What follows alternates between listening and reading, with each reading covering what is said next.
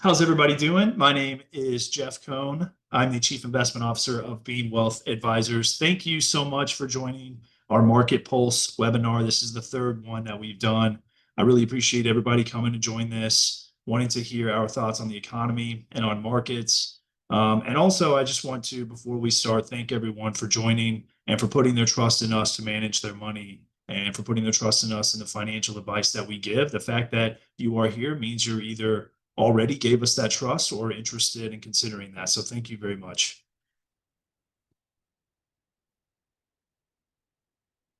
All right, let's go ahead and get started.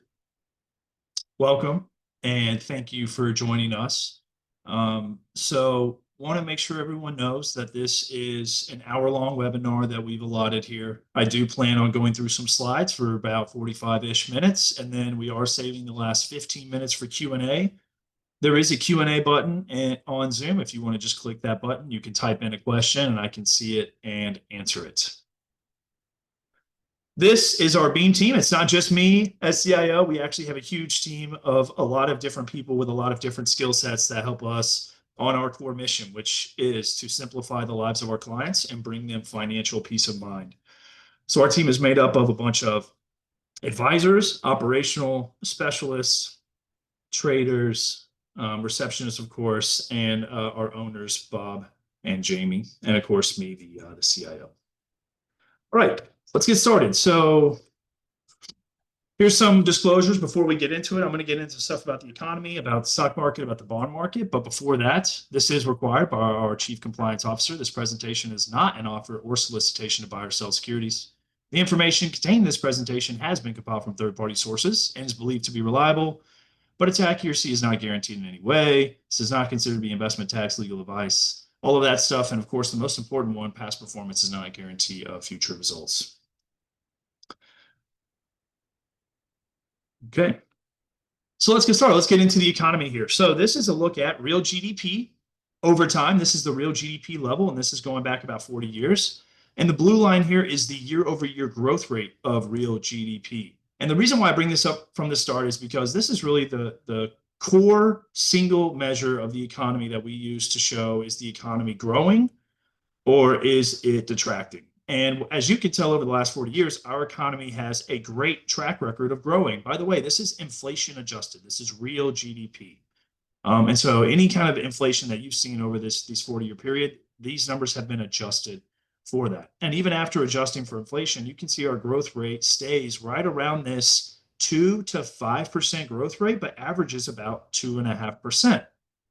And if you look at our level over the past few years, we had a recession during COVID, a very quick recovery, and an even larger boom here. And now we've started to level off. And of course, you can see that in the growth rate here, that our growth rate is slowing from above average territory to slightly below average. This has happened in the past. This has happened in the past without us encountering a recession. So this is not by itself a sign of worry, but it is very clear that if you're trying to examine the state of the economy and you start with real GDP, what we can see is the growth of real GDP is slowing. It's not negative, it's still growing, but it is slower growth. If we break down the components of GDP, really GDP is a measure of total spending. So you think about the types of characters and actors in an economy that can spend money. You have consumers, you have businesses, you have governments, and you have foreigners, which is net exports. What I'm looking at here is both the growth rate up top and the level down below of consumer spending in red, of business spending on non-residential equipment. So that would be the green here, and a spending on residential. And so what I've done is I've broken all these down here from April of 2021 to show the level, kind of, the real level of where these measures are for the economy that make up the underlying GDP measure, and how each of these different components is growing on a year-over-year basis, quarter to quarter. And what you can see is that the consumer in red has really always had positive spending growth. The consumer really is the one that's holding our economy together. But over the last few years, it hasn't just been the consumer. You'll notice the green bars have been growing too. This is business investment in non-residential equipment. And so a lot of people don't know this, but if you think about the kind of investment that we've done in the economy in 2023, 2024, it's a lot of data centers, it's a lot of chip manufacturing, and that actually was additive to GDP. And you can see this line right here slightly increasing, although it is on the left axis here, to about $3.6 trillion there. Something that's really held back the economy is residential housing. So residential housing really fell off in 2022 after a big boom in the immediate aftermath of COVID. And then, of course, mortgage rates spiked, and so it really slowed down the housing market. And so what we see here is overall these levels are growing, they're okay, but when we look at the year-over-year changes, we are starting to see the consumer starting to cool off a bit, and we've started to see this investment spending on non-residential structures that's also started to taper off a bit. So this is always also showing the story of slowing growth. All right, so here is inflation. This is inflation since January of 2018, as characterized by the Consumer Price Index. And this is looking at the year-over-year change in consumer prices, or inflation. And then what this does is it breaks down inflation into different components, right? So inflation is measuring the prices of goods and services that consumers buy, but of course those goods and services are energy, food at home, also known as groceries, shelter, core goods, dining, and auto insurance got its own category here. And so I think if you look at the evolution of inflation since COVID, we see that initially it really was in a couple of different areas. It was in energy because oil prices, started to spike and increase. And it was also in core goods because we had those supply chain issues and it was really tough to move goods around the globe.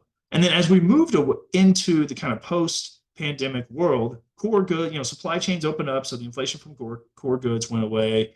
Energy prices started to go back down, even though they were still at pretty high levels, and they started to detract from inflation. But inflation didn't really come down all that quickly, even though some of these cyclical areas of inflation died off. And why is that? Well, that's because inflation kind of hangs around.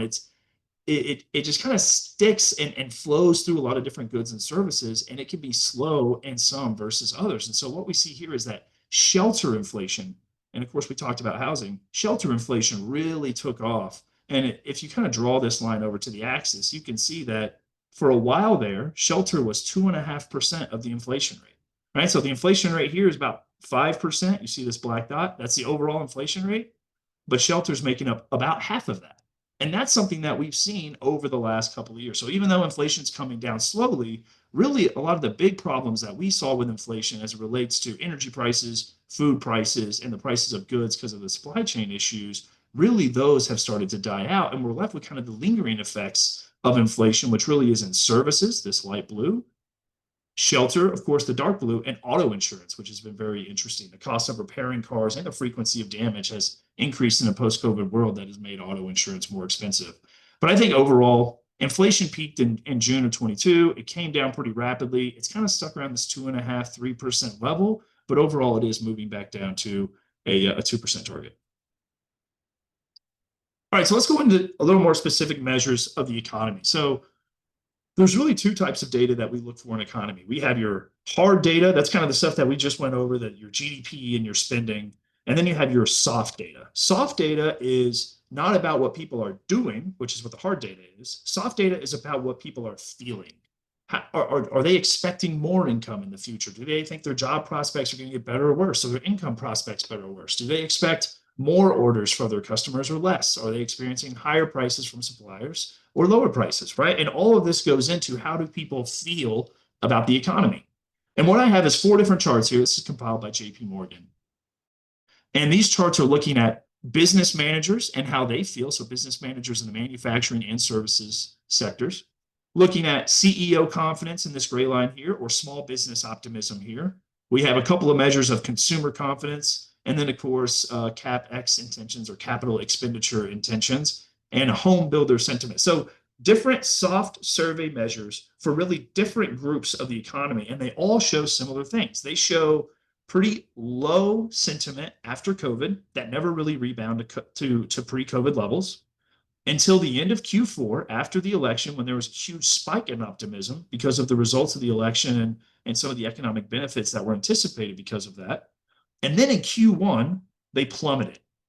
They really just, we haven't seen these low levels in consumer confidence unless we go back to the 50s, aside from this COVID era.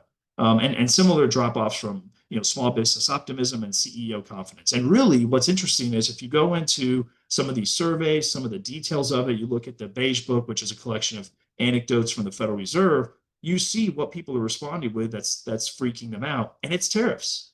Tariffs make things more expensive. They disrupt existing supply chains. And it makes things harder for a lot of business owners. That's not to say that some people don't benefit from tariffs. Some certainly do. But certainly overall, what we're seeing from a lot of different groups in the economy is that the introduction of tariffs has really created, really took out all the sentiment and all the confidence in the room that was created after the election. So this is a different way to kind of look at that hard data, soft data relationship. So this is a chart that goes all the way back to 2018 here. And what this is looking at is if hard data in the light blue or soft data in the purple is coming in above or below expectations. See, every single economic data point out there, whether it's the jobs report on Friday or initial jobless claims on Thursday, every single one of them has an economic expectation, an estimate attached to it. And the market kind of trades based on that, right? We're kind of all following the same guidelines and kind of using the same underlying assumptions, if you will. Well, sometimes those assumptions and those estimates are wrong, right? That's kind of how it goes. Sometimes your hard data, like right here, is coming in better than expectations, right? And you would see an increase in this line. Sometimes the soft data is coming in worse than expectations, and you would see this line fall. And that's what we've seen over the last couple of years. We've seen times when we have a vibe session, right? When consumers are telling these surveys and all the soft data is saying, hey, we feel really bad. We don't want to go spend. We're not feeling confident about our future income. And so the soft data disappoints, like in 2023, 2024.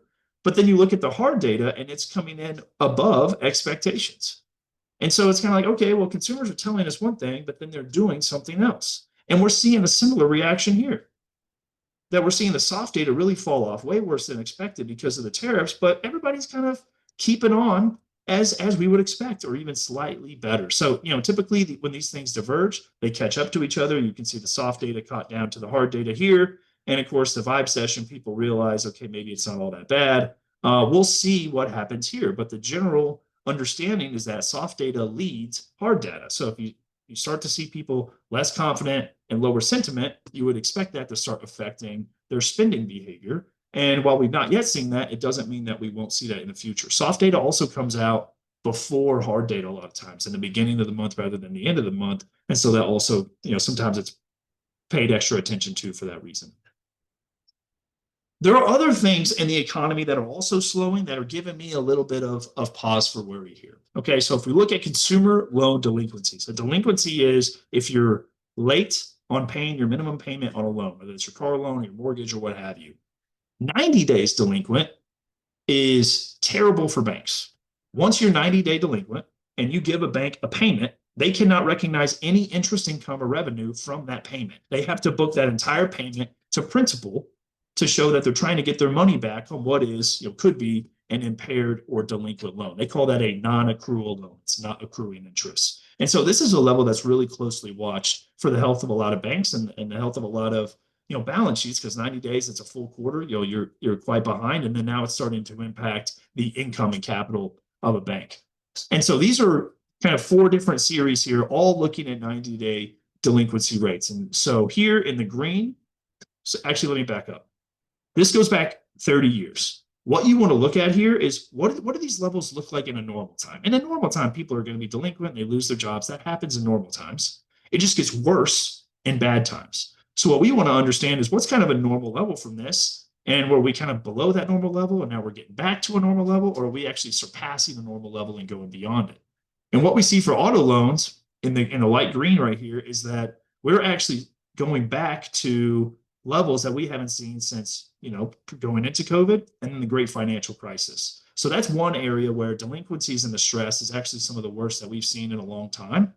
However, if you look at credit card delinquencies, this pink here, sure, we increased, from 2021, 2022, but what, to a level slightly above where we were pre-COVID and nowhere near where we were GFC or pre-GFC, right? But overall, if you look at this chart, what you can see is that delinquencies were extremely low after COVID and are now rising, and they're rising to either at or slightly above some of their long-term normal levels.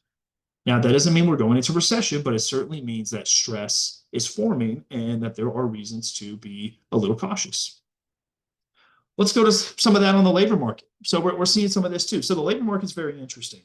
It kind of follows a cadence, and so you can kind of track when the labor market is going to start to fall off. Okay, so if someone wants to start, if the economy starts to slow, and a hiring manager wants to start decreasing the amount of labor that they have, or they they have to start making those kind of decisions. They just don't go out and just lay people off. It's really expensive to hire people. You have to train them. It's really tough on them and their personal lives, and people actually care about that, believe it or not. And so there's this cadence that you have to follow, or that they typically follow, that kind of shows whether or not we're approaching layoffs. And what that cadence is number one, you have fewer job openings, right? So we have a lot of job openings. First thing you do as a hiring manager is you say, okay, we're not hiring any more people. And the second thing you do is you say, okay, well, the people that we have hired, we're not going to increase their wages as much. So you start to see slower wage growth.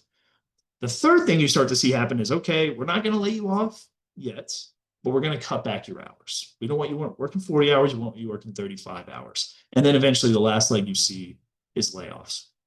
So those first two I'm going to address here.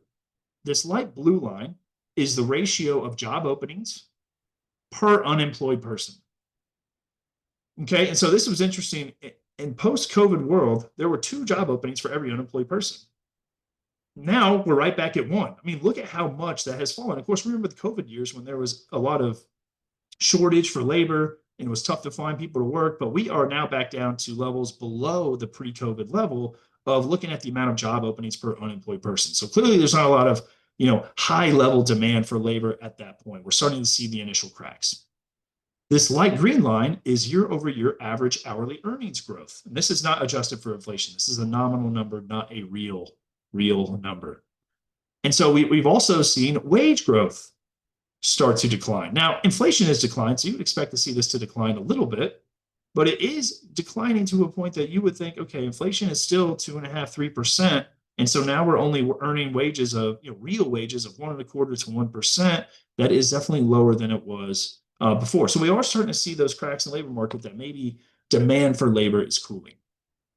But overall, if we take all that with the delinquencies with consumers, and we take some of those initial signs of cracks in the labor market, GDP growth is slowing, overall things still look really good. So here we have the unemployment rate right here, and this goes back to July of 2021, and we have the underemployment rate right here. These are 2 measures of employment in the economy. The unemployment rate doesn't exclude people that maybe are unemployed, but they weren't looking for work, right? Or maybe they're like working part-time, but they wish they could work full-time. It counts all those. It doesn't really count some of those people as unemployed or count a part-time worker as employed. This underemployment rate will adjust for that. So it'll include some of those discouraged workers that stopped looking for work even though they wanted a job, and therefore were not included in the unemployment rate here. Or it'll include some of those part-time workers for economic reasons who don't want to work part-time but are being forced to. And then below, what you'll see is initial and continuing jobless claims. So people that are out of work and are receiving unemployment benefits.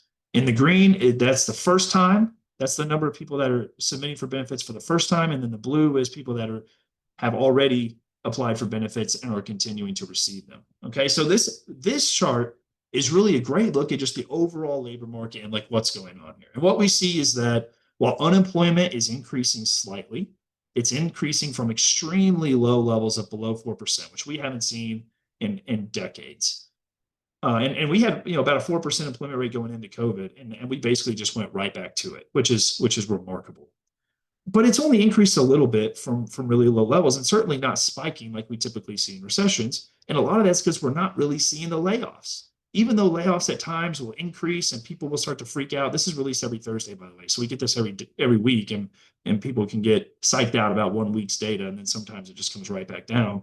And so we just look at the average, and you can see this is really kind of staying steady. So layoffs are not increasing, unemployment rates staying low. We're a consumer-based economy. So when consumers have jobs, they earn money and they spend money, and that's really what you want to see. And we're seeing that hold up extremely well.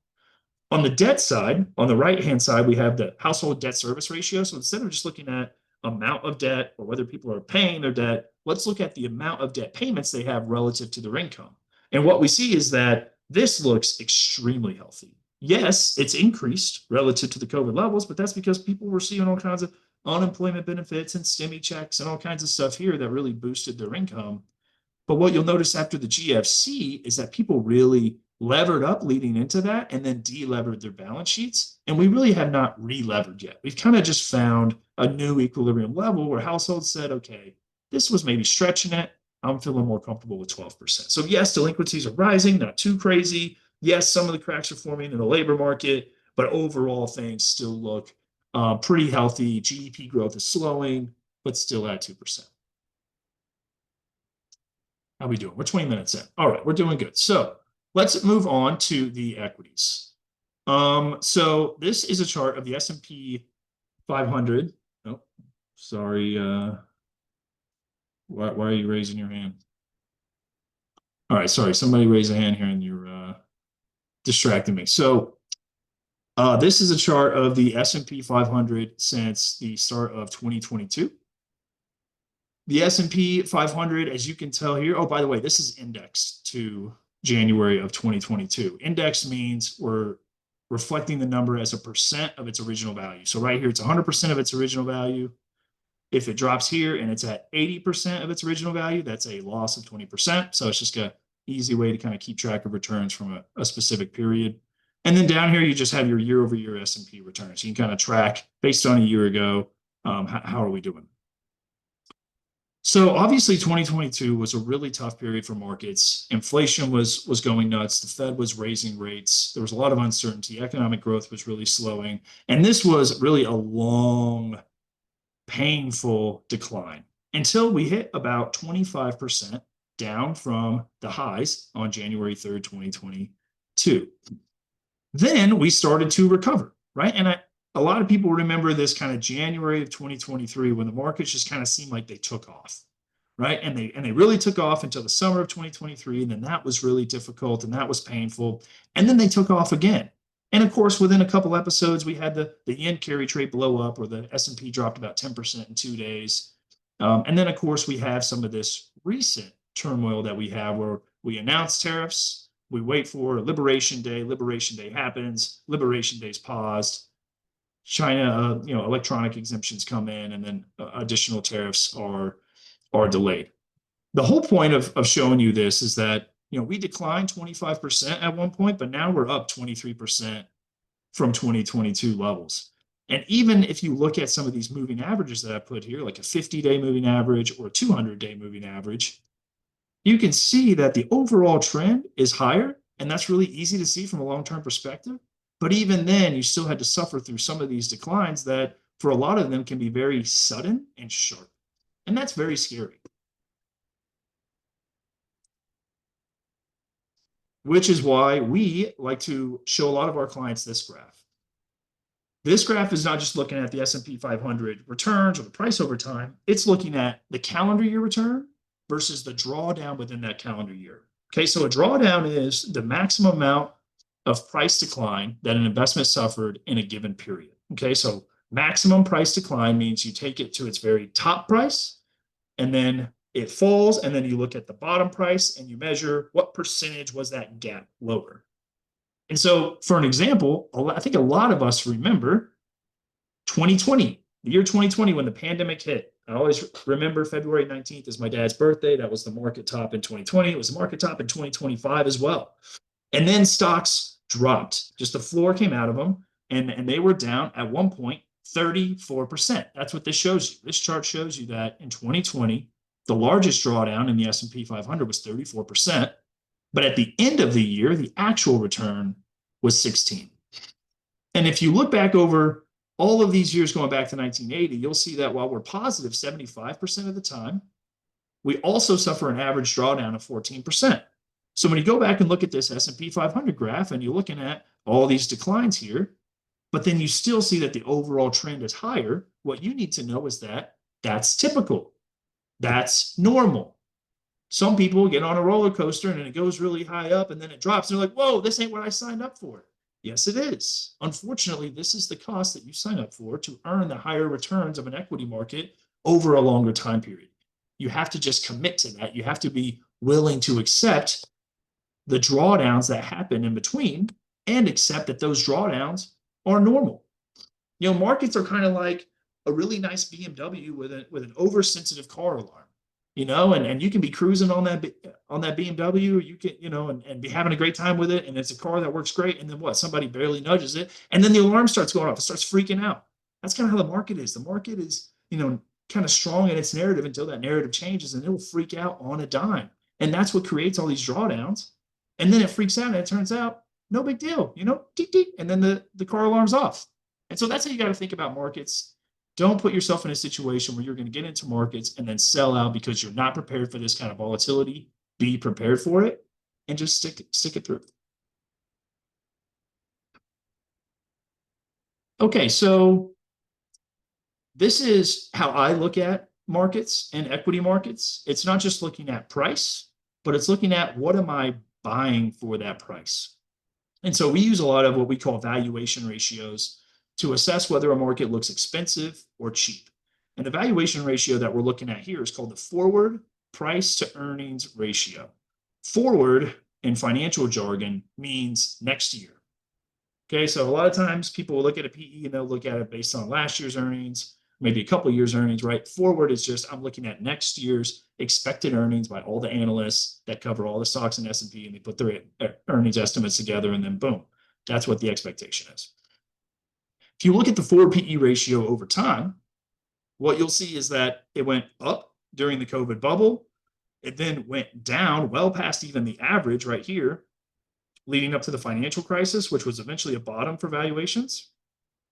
And then when interest rates were zero, pretty much through this entire decade, valuations rose back up, exploded higher during COVID. And of course, we had the valuation correction because of the Fed raising rates and inflation.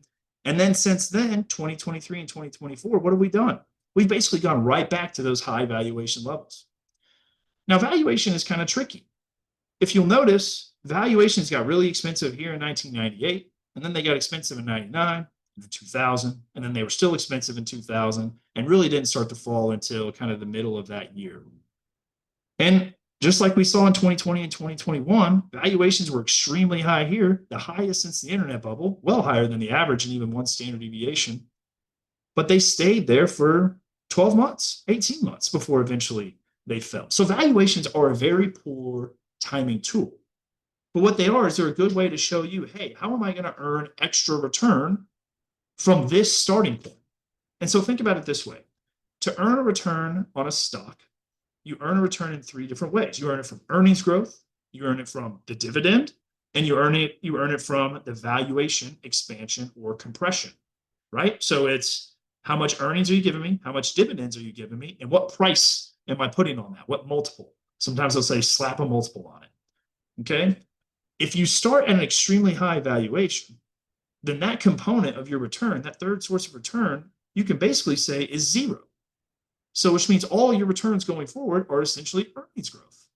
And that's the best case scenario where you're not getting that valuation compression like we see here back down to an average or like we saw here. So best case scenario, usually when you buy it at these levels is it kind of stays expensive. That's not really going to get more expensive. You're going to get more return for that valuation. It can either stay expensive or get extremely cheap and work against you. And if you had invested in the S&P 500 at other times when the market was trading at a 20.9 forward PE ratio, then you would have earned a return right around, well, I'd call that less than 10%. I'd call that around the mid single digits, not very good. And if you would invest in the S&P at lower valuation multiples, you're much closer at the 20-year annualized percent range. Okay, so valuations, they do matter for your long-term returns. They may not matter for timing the market and knowing when to get in and out, and that's not really a game we play. But it's certainly, when you look at this and you consider some of what we've said about the economy and how it's slowing, you start to wonder, is this the time to pay up and be aggressive to buy equities? So we talked about the valuation of the S&P 500. What about that forward earnings component of it, right? So we're trading at 21 times next year's earnings, but what are next year's earnings supposed to be? Well, going into this year, we thought it was going to be 14%. And then as we progressed through the year and we've seen some of the negative GDP number that came out, we saw some personal spending numbers that didn't come in all that good. We've gotten some corporate guidance that's changed a couple of times. These earnings estimates have started to come down. And what we see in 2026 and 2027 is they've not really changed all that much, but 2027, we're actually expanding. And if you look at the absolute level of these earnings growth, I mean, think about it, we're growing GDP at 2.5%, right? So that's about 2.5%. Add on another, of real growth, add on another 2% for inflation. And you're looking at sales growth for most of these corporations, kind of like average across the economy of around 4.5 to 5%. And then you add on things like margin expansion. We're going to have a higher profit margin. Maybe we're going to buy back some stock and decrease the float so the per share numbers look better. That's how you get to earnings growth of 10% or of 13% or of 11%. So really, even the earnings expectations are pricing in this optimistic scenario where we're going to check every single box. And so not only are we trading at high valuations relative to our history, but we're doing it at a time when economic growth is slowing and when earnings estimates continue to look fairly optimistic. If we go to the S&P, so this is looking at the composition of the S&P 500. I've got a couple of different things here to explain this. So the first one here that I'll go through is the weight of the top 10 stocks in the S&P. So this is looking at concentration within this index. So it's the S&P 500. So you would expect that it's around 500 stocks. It's actually a little less than that. But only 10 of stocks within that around 500 stock index, only 10 of those stocks represent 37% of the total market cap. So you put $1 into the S&P 500, 37 cents is going to 10 companies only. And actually, if you look at the top 3 companies, Apple, Microsoft, and NVIDIA, they make up 20% of the overall index. So from a stock perspective, it doesn't seem that diversified. From a sector composition perspective, which is what you see on the left-hand side, it also does not seem very diversified. So this is looking at kind of 3 different categories of US publicly traded stocks. Large cap stocks, these are kind of your big companies. Mid cap stocks, this is kind of like the companies that aren't quite as big as the large caps, but still pretty decent size. I mean, these companies can go up to like 80 billion in market cap.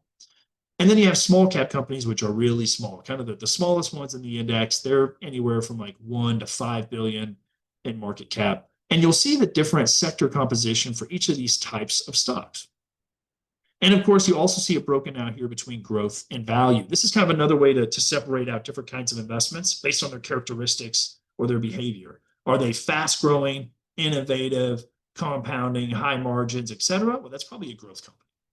Or is it cheap, dividend payer, maybe economically sensitive, or a mature company that doesn't have a lot of growth, especially not relative to GDP? That's probably more of a value company. And each of these types of buckets trade differently in different types of environments. So it's important for us to have both, but also to kind of anticipate what kind of environment are we in, and is that better for growth or value stocks? But of course, the number one objective is to always be diversified. Well, in the S&P 500, what you could tell is that it's clearly a growth index, while the other 2 lean more value. And within the large cap, if you look at the sectors, you can clearly see that its largest sector allocation is information technology. And this is like the growthiest of growth sectors. Think of NVIDIA, Microsoft, Apple, Broadcom. That's what's in this index.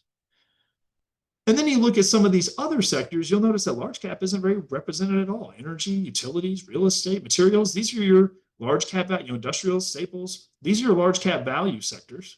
And we see that, these are your value sectors. And we see that large cap is making up a small portion of these. Well, what are they a higher portion of? Well, they're things like communication services. Well, used to, that would be AT&T and Verizon. Now it's Google and Meta or Facebook. Well, how about consumer discretionary? Used to, that would be like airlines or the auto stocks. But now it's Tesla and Amazon. So even when you look at the overall composition of the S&P 500 and you think 37% is just in 10 stocks, and over half, when you look at the sector composition, is really in tech adjacent stocks that may be classified as something different. Does Tesla trade along with GM usually, or does it trade along with NVIDIA usually?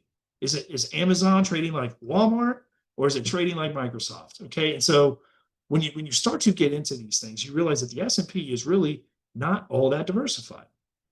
And the reason why it's not all that diversified is because a lot of the returns of the S&P have really been concentrated within those big mega cap companies that were a big part of the index and just kept growing and growing and growing. I'm going to go back 1 second. Look at this concentration of the top 10 stocks relative to the dot-com bubble and how much it's grown over the last few years and how much it skyrocketed in 2023. This is the AI craze. This is Microsoft and Apple and Nvidia and Tesla all having crazy years in 2023, which earned them the name the Magnificent Seven. And they just kept going. And so these mega cap stocks that make up a huge part of the index are really driving a large part of returns.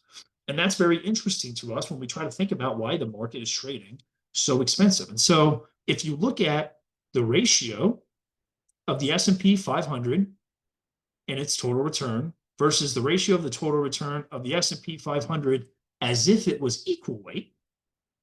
So the S&P 500, it's market cap weighted. So the bigger the company is, the bigger the part of the index they are. So Apple's, 6.5% of the index. If we were in an equal weight index, Apple would be 0.2% like everything else.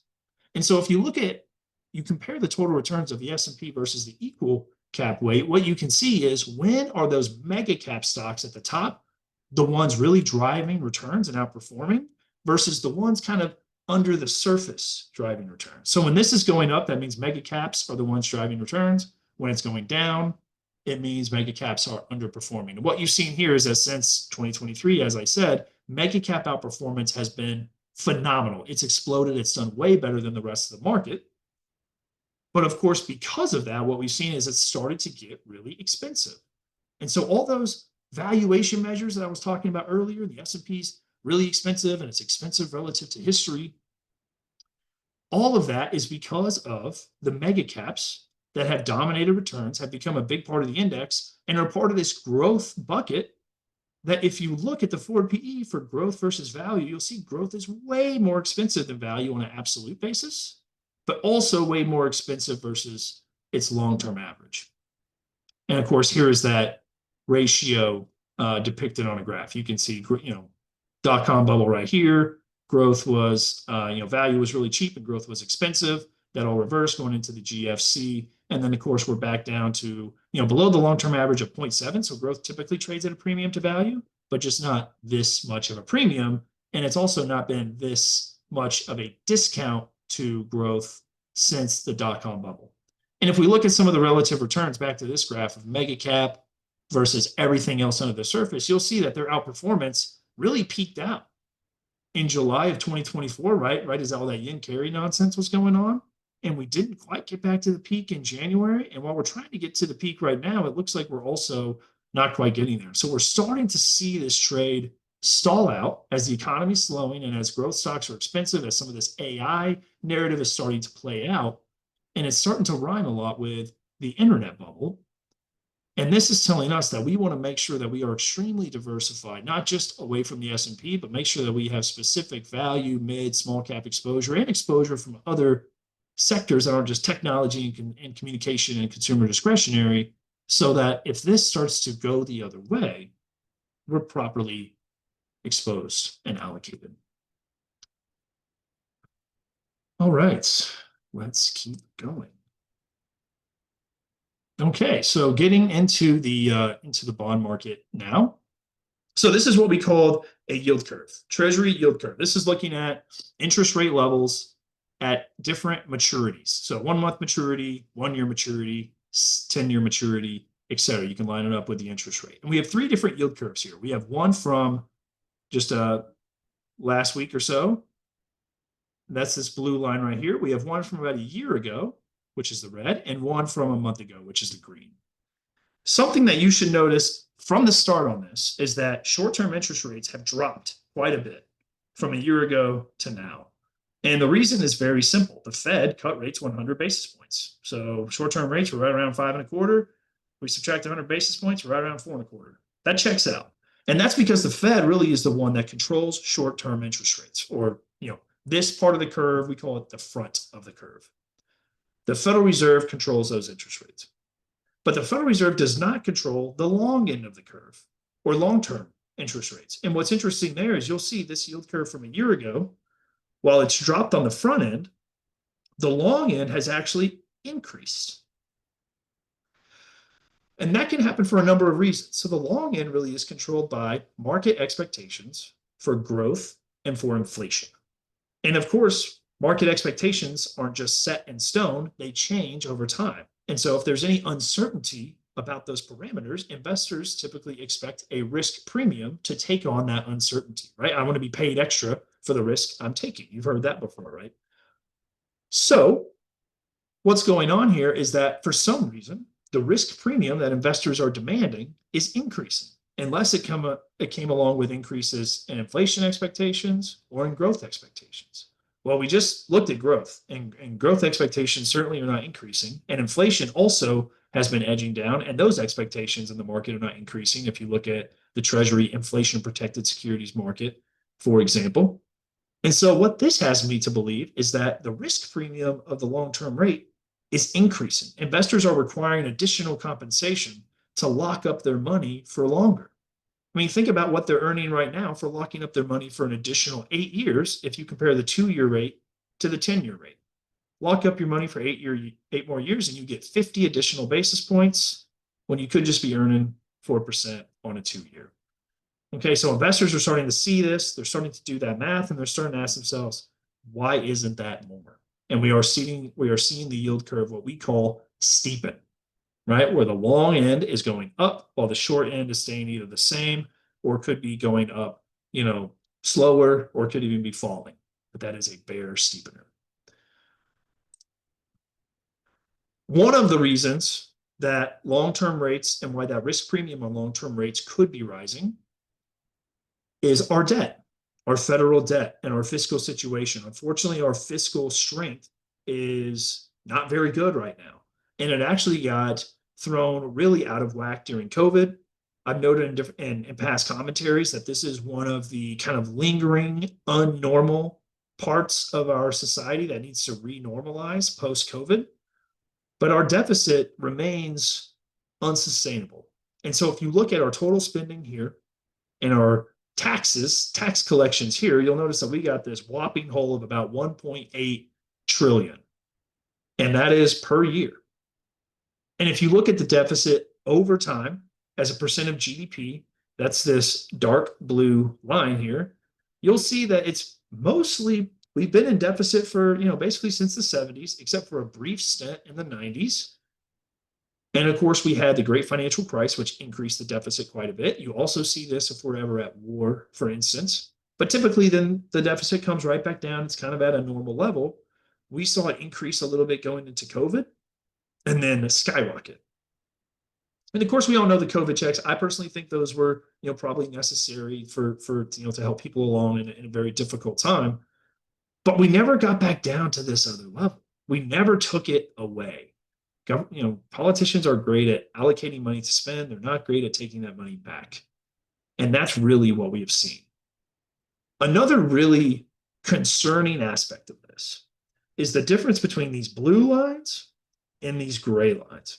So these gray lines are what we would typically think of as government spending, right? It's Social Security, it's Medicare, it's unemployment, it's highways and defense. That's what this gray stuff is. So that's a good way of looking at just kind of like spending levels from the government as percent of GDP. This blue line is the portion of spending that's interest. So we look at where that is right now, net interest, $952 billion that we pay to service our debt, the debt that's outstanding.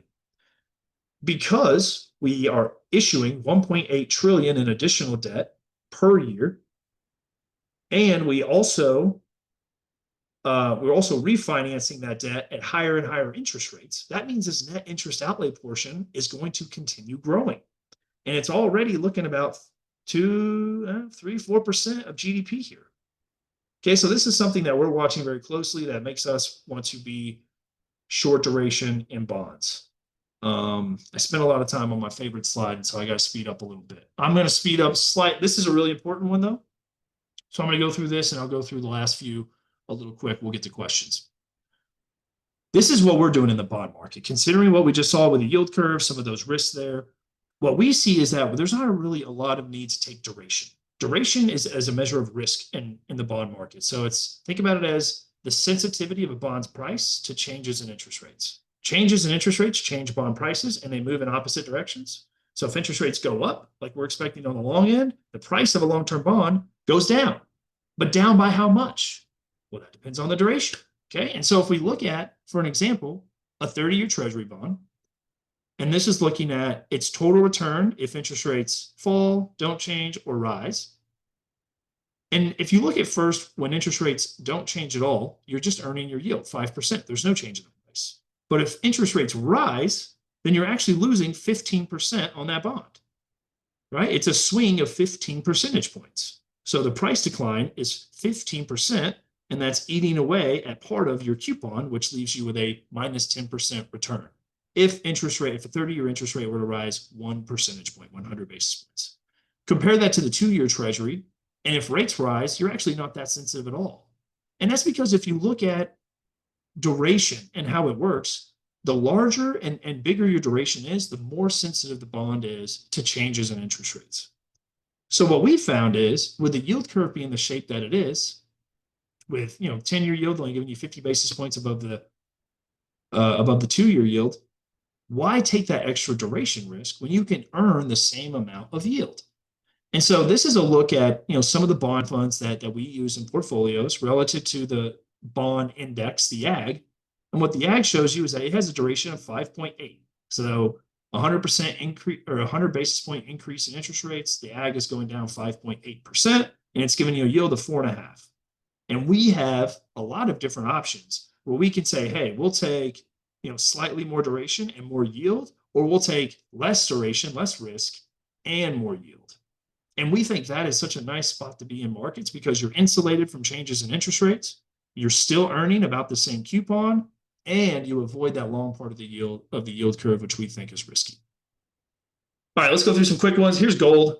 Gold's been a really cool diversifier in our portfolios. We added that a little bit in 2024 to some portfolios. We've had it in some portfolios since 2023. Russia and China has been just buying gold like crazy to try to shore up some of their reserves and of course, kind of move away from the US dollar a little bit. And just in general, fiat currency and the amount of debt that we've issued in the market has been very high. And so that just creates a large demand for gold. And we see that and we expect that to continue. Digital assets, we are investors in Bitcoin and Ethereum for a lot of our client portfolios. This is looking at the total market cap of all cryptocurrencies. It's over 2.5 trillion, although it did almost hit 4 trillion a year or so ago. And then this is looking at the Bitcoin performance after halving. So in halving, a Bitcoin miner is rewarded with a Bitcoin after they complete, a block on the chain. Well, that reward is halved every 4 years, and that's called the halving. So it reduces new supply of Bitcoin, which typically leads to big price appreciation. We've not seen that yet with this halving or last year's halving, but we think it will happen. And then, of course, looking at the historical impact of adding Bitcoin and Ethereum to a traditional 60-40 portfolio, what you'll see here is that the hit rate is 100%. So if you're looking at a 3-year rolling period, adding Bitcoin and Ethereum to a 60-40 portfolio at a 5% split weight adds to returns 100% of the time, or at least it did within this historical period. Okay. So I think we are ready for Q&A. Let's see if I can pull that up here. Anybody have questions? I see no questions in the queue. Anybody? Anyone? Another one?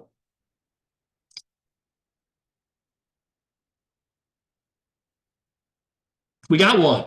I love how you explain how stock prices move to the earnings growth, valuation, and dividends. Can you touch on what moves stock prices in the short term and why we're long-term investors? Also, if you enjoyed this webinar, you should check out our podcast, Map Your Money, which Arish and I are on. So thank you, Arish. Yeah, so in the short term, it's almost always due to valuation. Earnings growth happens over a long period of time, and that's something that if you plot a stock price over the past 100 years and plot it against corporate earnings, you'll see that it follows it over time. Dividends are a very small portion of that return. The valuation component, how are we pricing that stream of earnings? That is the component that moves up and down every day. That essentially, when we get news about tariffs or about trade or whatever, and the market falls 1 or 2%, that's what's happening. valuations are coming in. Maybe some of that's earnings growth related, but really it's valuations coming in. What do you expect? What do you anticipate number wise for interest in the next few years? For interest, do you think that's interest expense or interest rates? So with interest expense, right now we're at what, 950 billion? It's going to go well above a trillion. I've seen estimates of 1.1 to 1.2 trillion. Thank you. We've specified he meant rates. Okay, so for short-term rates, get back to the yield curve here. So short-term rates, the Fed is going to cut a couple more times next year. And what we're trying to think, and so, the Fed controls short-term rates. It's believed that they're going to stop at around 3.5, call it 3.25, 3.5. So we've got about 3 or 4 more Fed rate cuts for these rates to fall right back down to this level. So short-term rates right around that 3.5 range. And we're almost there. For long-term rates, so for the 10-year yield, 5% is generally the highest of what I see in terms of like forecasts or bear case scenarios. When I talk to David Kelly at JP Morgan or people like that, that's what they tell me. 5% would like really start to hurt. That would become tough. It would entice a lot of buyers to come in and buy the bonds and push rates lower. So I would see that as kind of a really fun trigger to watch for the 10-year market. I think it can go higher than that, honestly. I think the issuance of the debt after the culmination of all the debt and issuance that we had in previous years, and then now kind of the unwillingness to address it when we're in a non-war, non-recession environment, I think is going to spook a lot of people. And bond investors, certainly don't like that. And a lot of the tariff talk introduces a lot of volatility into the inflation expectation calculation. So I think 10-year yields are going higher. I think long-term yields are going higher, maybe by 100 to 150 basis points. And I think short-term yields are going lower, probably by 75 to 100 basis points. Also why we're more positioned in the short part of the curve.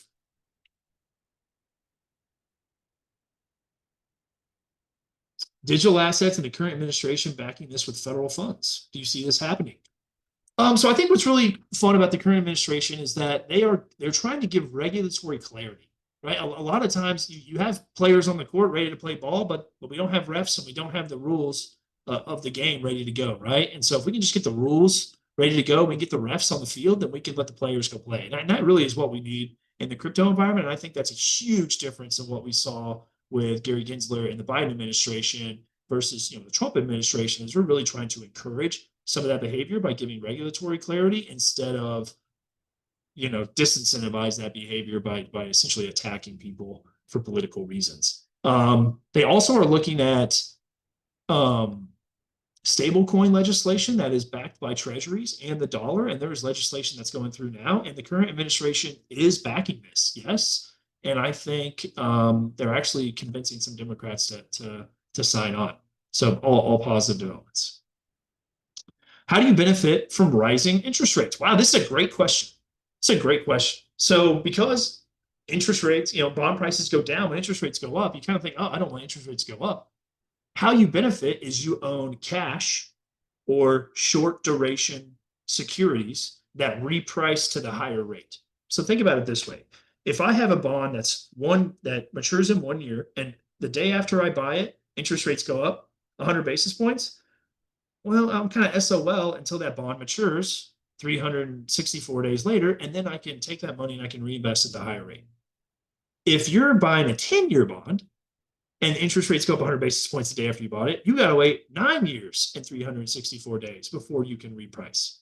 There's also some bonds out there that are called floating rate bonds. These are loans that typically have their interest rates float or reset on a quarterly, sometimes semi-annual basis. And those typically have a duration of 0, right? Because they reset. So any kind of interest rate fluctuation is actually felt directly through the security by the rate being repriced. And so if you own those kind of securities, you would benefit from higher interest rates, with the caveat that the interest rate the security is tied to is the interest rate that's going up. In this case, if the Federal Reserve is cutting rates and the floating rate bond that you own is tied to the 1-year rate, well, then your rate's probably going to go down because that rate's controlled by the Fed versus if it was a 10-year rate, for instance.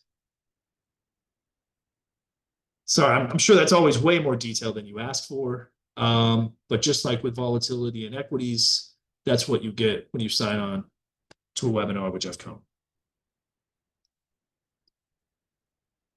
Anyone else?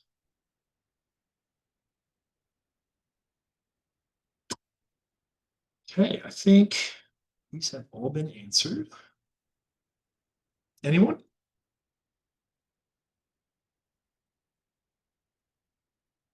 Okay. Well, thank you everyone for coming. Thank you for the participation and the Q&A. Thank you for the trust that you have in us. Please let us know if there's any questions that you have. If you would ever like to have a meeting with me and talk to me about some specific questions that you have. And we are absolutely blessed to be able to serve you and to help bring your financial goals to fruition. So thank you and have a wonderful day.